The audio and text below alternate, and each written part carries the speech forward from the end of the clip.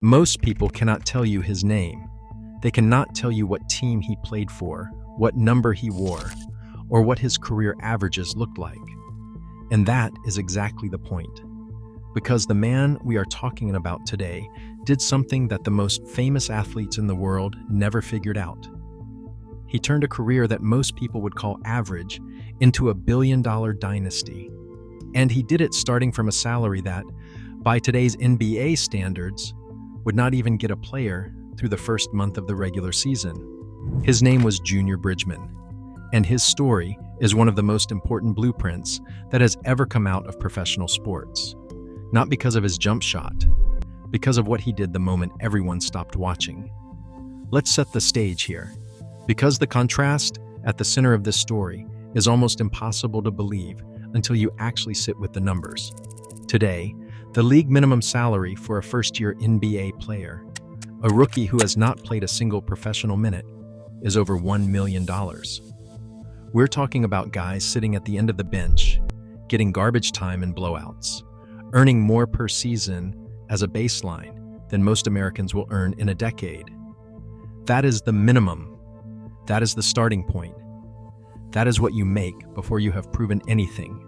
Junior Bridgeman, at the absolute peak of his entire 12-year professional basketball career, never touched that number. His highest single-season salary was $350,000. His total career earnings across more than a decade in the NBA came out to roughly $3 million. In a world where today's minimum players clear that in 3 seasons without even starting a game, Junior Bridgeman played 12 years and walked away with less. And then he became a billionaire anyway. That is the story. Ulysses Lee Bridgeman Jr. was born in East Chicago, Indiana, in 1953. His father worked in the steel mills. His mother kept the house together. This was not a wealthy family, and there were no shortcuts waiting for him on the other side of childhood. What he had was talent and the discipline to do something with it. At Washington High School, he was part of a team that went undefeated and won the Indiana State Championship. They finished 29-0. From there, he went to the University of Louisville and played well enough to get himself drafted 8th overall in the 1975 NBA draft by the Los Angeles Lakers. 8th overall, top 10 pick. That is a major moment for any young man coming out of a steel town in Indiana, except he never played a game for Los Angeles. 3 weeks after the draft, the Lakers packaged Bridgeman along with 3 other players and shipped them to the Milwaukee Bucks in exchange for 1 player. That player was Kareem Abdul-Jabbar. Junior Bridgeman arrived in Milwaukee as a footnote in one of the biggest trades in league history. The city did not come to see him. The cameras were not pointed at him. For most of the next 12 years, that dynamic never really changed. What he built in Milwaukee was quiet and consistent. He became one of the best 6th men in the league during an era when there was not even an award for that role. He averaged double figures in scoring for 9 consecutive seasons. He played 711 games in a Bucks uniform, which at the time was the most in franchise history. He was solid, reliable, and largely invisible to anyone who was not paying close attention. By 1987, at 33 years old, he retired. Career points, 11,500. Career earnings, just under $3 million. And the narrative on Junior Bridgeman, as far as most of the basketball world was concerned, was finished. Now think about what that era looked like for the players around him. The late 70s and the 80s were a transitional moment in professional basketball. Salaries were beginning to rise, but the league had not yet exploded into the commercial juggernaut it would become in the Jordan era. Most players spent what they earned because the culture celebrated spending. The cars, the clothes, the entourage. Bridgeman watched all of it. He was in the same locker rooms, traveling the same road, making the same deposits. But somewhere along the way, he made a decision that separated him from nearly every player of his generation. He decided that the game was not the plan. It was the funding for the plan. That mindset was not common then. And honestly, it is still not common now. Most athletes treat the contract like the finish line. Bridgeman treated it like the starting block. Here is where everything flips. While he was still playing, while the checks were still coming in, and the season was still running, Bridgeman was already thinking past it. He understood something that almost every professional athlete in history has failed to internalize. The jersey has an expiration date. The paycheck stops. And when it stops, if you have not built something real on the other side, the lifestyle you built collapses right along with it. He watched teammates spend. He watched the culture celebrate spending, and he made a different choice.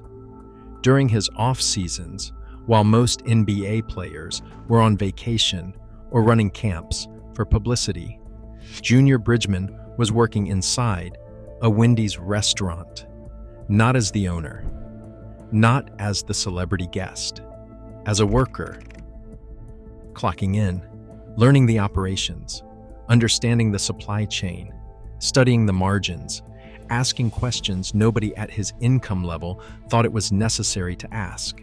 That is not a detail. That is the whole story in miniature. His first major business move came from a relationship with Jim Fitzgerald, who owned the Milwaukee Bucks at the time. Fitzgerald became a mentor to Bridgeman and pointed him toward a startup cable company. Bridgeman put in $150,000. A few years later, that investment returned $700,000. His first lesson in how money compounds, when you stop treating it like a reward and start treating it like a tool. Then came the Wendy's bet. Bridgeman partnered with fellow NBA player Paul Silas and purchased a Wendy's franchise for $100,000. The restaurant struggled. Silas walked away from the investment. Most people would have taken that as a sign. Bridgeman took it as a curriculum.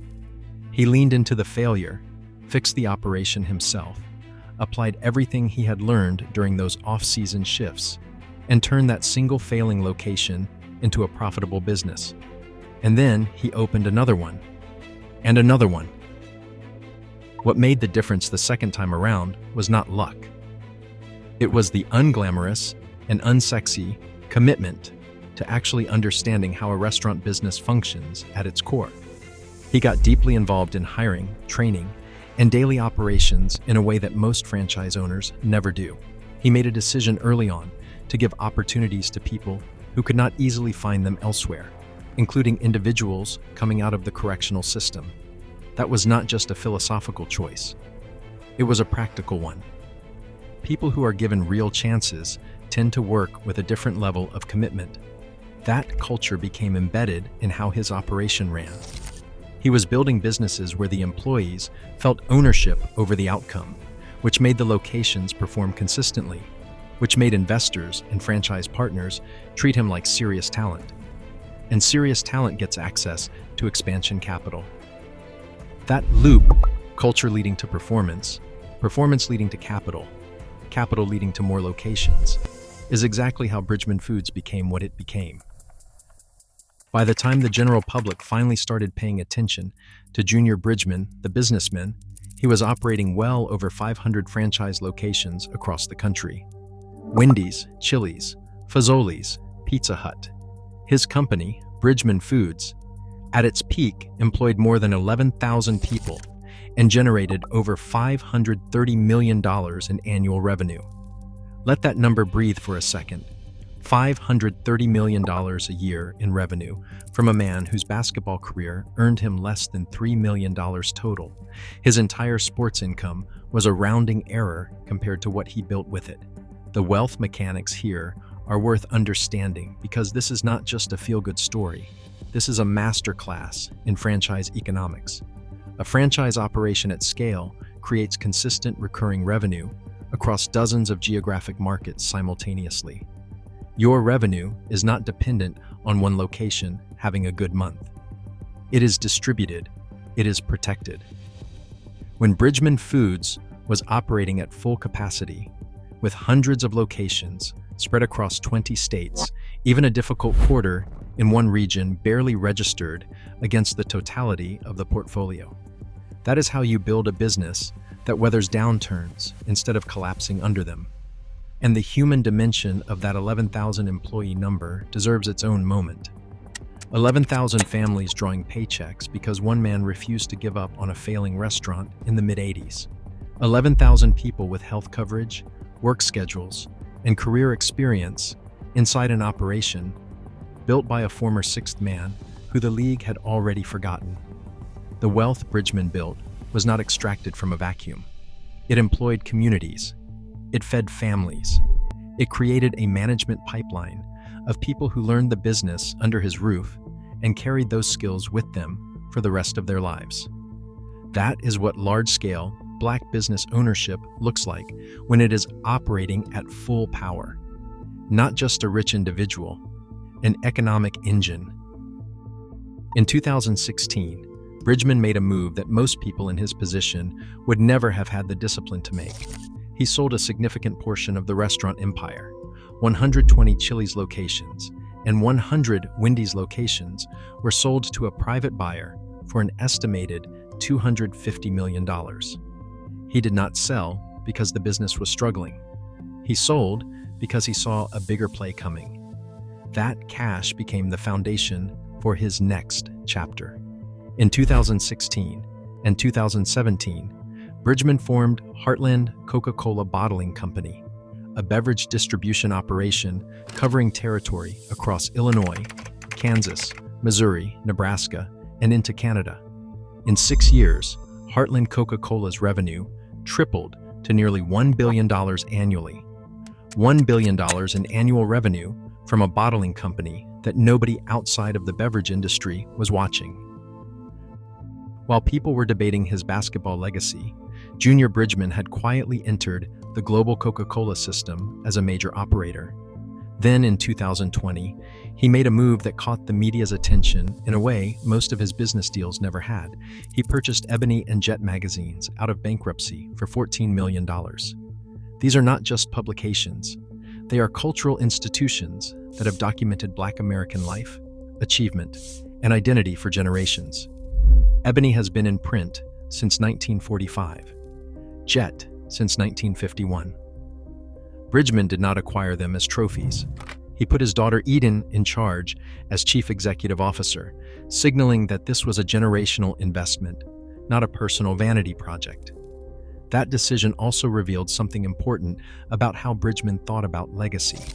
He was not just building wealth for himself, he was building infrastructure that his children could run, grow, and eventually pass down further.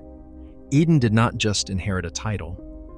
She inherited two of the most culturally significant media properties in Black American history, with the full weight of the family enterprise behind her.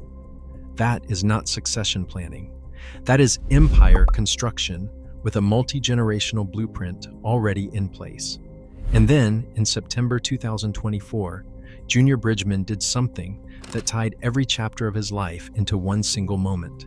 He purchased a 10% ownership stake in the Milwaukee Bucks, the team that received him as a footnote in a Kareem trade in 1975. The city where he quietly became the franchise's all-time games played leader. The building where his number 2 jersey hung from the rafters. He came back to Milwaukee not as a former player, not as a community ambassador, but as an owner. The deal valued the Bucks at $4 billion. His 10% stake, purchased at a reported discount through the acquisition of several minority owner positions, was estimated at $300 million. The NBA is actively expanding, with Las Vegas and Seattle franchises on the horizon. Expansion fees are projected between $5 and $6 billion per team. Every existing owner, including Bridgeman, receives a share of those fees. The asset he bought that September was already appreciating before the ink dried on the paperwork. By February 2025, Forbes placed Junior Bridgeman's net worth at $1.4 billion. He was in the same category as Michael Jordan, LeBron James, and Magic Johnson, as one of the only basketball players in history to cross the billionaire line, a man who peaked at $350,000 a year as a player, a man who never made an all-star team, a man who arrived in Milwaukee as the lesser half of a superstar trade and spent his entire career operating in someone else's shadow. That man died on March 11th, 2025, at 71 years old, worth more than almost every basketball player who ever laced up sneakers. His son Ryan now operates more than 230 restaurants from the family portfolio. His daughter Eden runs Ebony and Jet, and she runs the marketing operations of the family's restaurant company. The empire did not end with the man, it was transferred. That is generational wealth operating exactly the way it is supposed to. Here is what the Junior Bridgeman story actually teaches. It is not that you need to earn a massive salary to build massive wealth. It is that the salary, whatever it is just the seed money. It is the starting capital. It is the material you have available to work with. Most athletes treat their contracts as the destination. Bridgeman treated it as the deposit.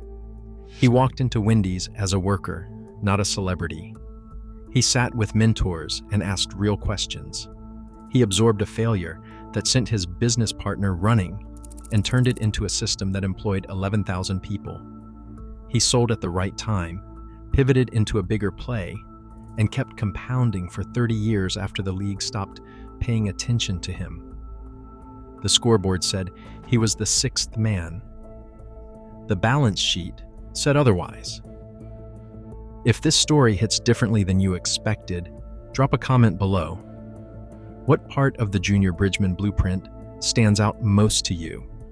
Is it the franchise model, the Coca-Cola pivot, or the fact that he came back to own the team that traded away his future? Hit the like button if this video gave you a new name to add to the conversation. Subscribe, because this is where we break down the business moves, the ownership plays, and the generational blueprints behind the most powerful wealth stories in Black America. We will see you in the next one.